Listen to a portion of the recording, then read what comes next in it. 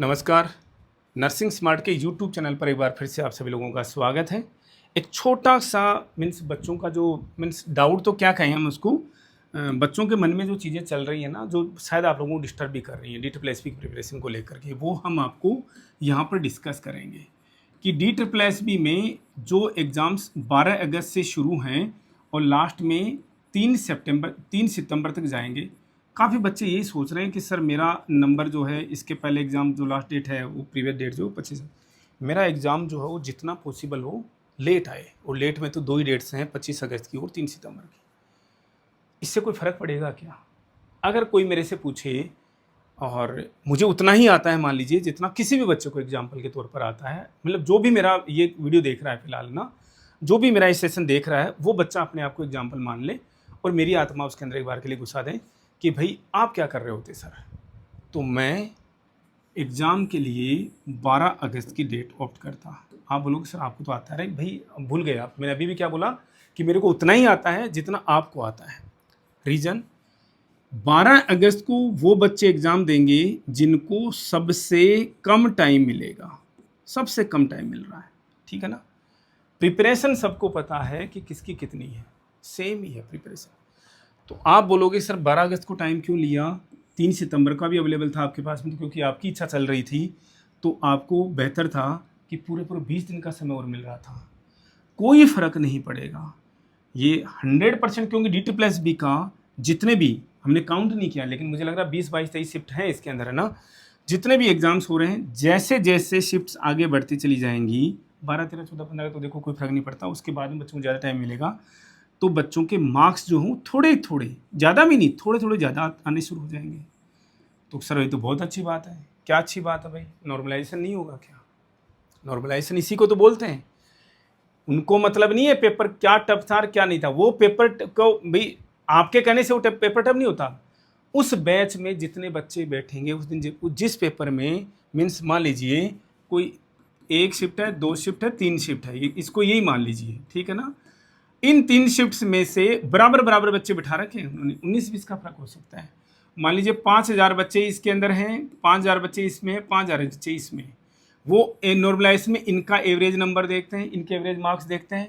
इनके average marks मान लीजिए कितने आए भाई, 104 पॉइंट। एवरेज मार्क्स तो खैर इतने आएंगे ही नहीं। इनके एवरेज मार्क्स जो हैं वो 90.1 आए। इनके एवरेज मार्क्स जो हैं वो 92.3 आए। इनके एवरेज मार्क्स जो हैं तीसरी शिफ्ट वाले के 93.4 आ गए, ठीक है ना। नॉर्मलाइजेशन ऐसे होगा तो क्या होगा भाई? नॉर्मलाइजेशन ये तो आए हैं अभी, नॉर्मलाइजेशन थोड़ा ना हुआ है। इनको सबको बराबर किया जाएगा।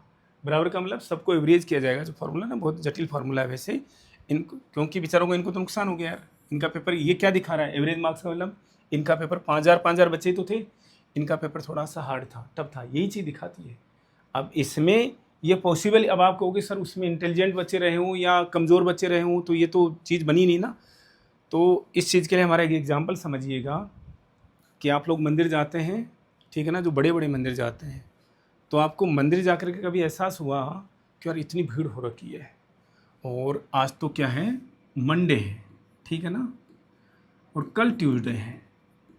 इन 2 दिनों की भीड़ एक साथ में इकट्ठी हो जाए तो कभी ऐसा होता है? आप देखना, आप एवरेज निकालना, लगभग 7 दिन की भीड़ जो है ना, क्राउड, ये प्रकृति के नियम सेट है। जब जहाँ पर भी ज़्यादा भीड़ पड़ती है ना, वहाँ प्रकृति का नियम सेट हो जाता है, ठीक है। आप लोग सर मेले में तो बहुत ज़्यादा भीड़ आती है, यस आती है, तो उसका भी पता होता है वो पर्टिकुलर टाइम के हिसाब से। इसलिए तो हम मेडिकल में डेटा निकालते हैं स्टेट्स का, इसीलिए तो इम्पोर्टेंट रोल है भाई, ठीक है ना। हम कभी सोचें 1000 बच्चों के ऊपर डेथ और उसका जो बर्थ का जो रेशियो निकालते हैं ना, इसीलिए निकालते हैं, जेंडर का रेशियो निकालते हैं, इसीलिए निकालते हैं।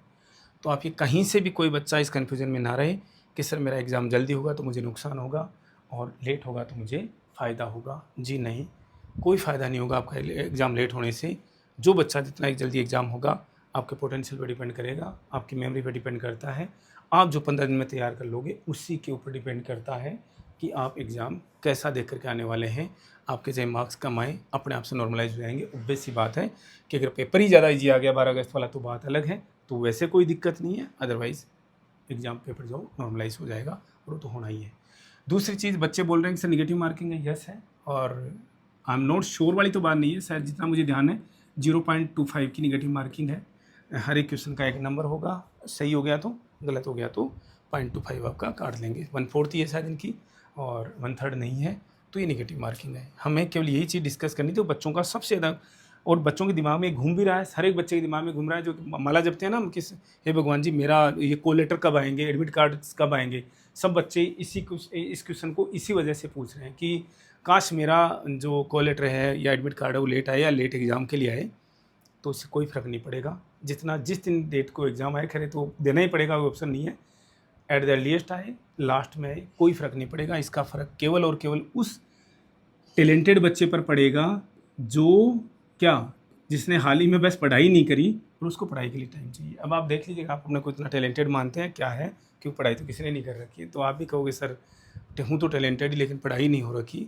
ऐसा नहीं है, सभी के साथ में वही स्थिति है और सभी के साथ में ये हुआ है कि एग्ज़ाम अचानक से आया है, आपके साथ अकेले से नहीं हुआ। हम बार बार बोल चुके हैं, हार्डली 50 से 100 बच्चे ऐसे होंगे, 50 to 100 स्टूडेंट्स होंगे या कैंडिडेट्स होंगे, स्टूडेंट्स क्या बोलें, जिन्होंने अभी तक DSSP के लिए पढ़ रखा होगा। अरे मैं बड़ा नंबर बता रहा हूँ, ये 100 भी नहीं बोलना चाहिए मुझे, मुश्किल से 50 बच्चे का पूरी की पूरी पोर्ट्स आपके लिए उसी लेवल पर अवेलेबल हैं जो कि 15 दिन से तैयारी करेंगे या 15 दिन की तैयारी करेंगे। बेस्ट विशेज़ है हमारी तरफ से, आप लोगों को प्रिपेयर कीजिए, जिसके पास जो कंटेंट अवेलेबल है, जितने अच्छा, इधर उधर कोचिंग्स में मत भागिए। मैं बोल रहा हूँ अभी भी हमारे पास में बच्चे आ रहे हैं, सर आप उनको मना कर रहे हो क्या? यस, मना करते हैं जिस बच्चे की अच्छी से तैयारी है, जो बच्चा ऑलरेडी जिसके पास में अच्छा सा कंटेंट अवेलेबल है, हम उसको ऑब्वियसली मना करेंगे।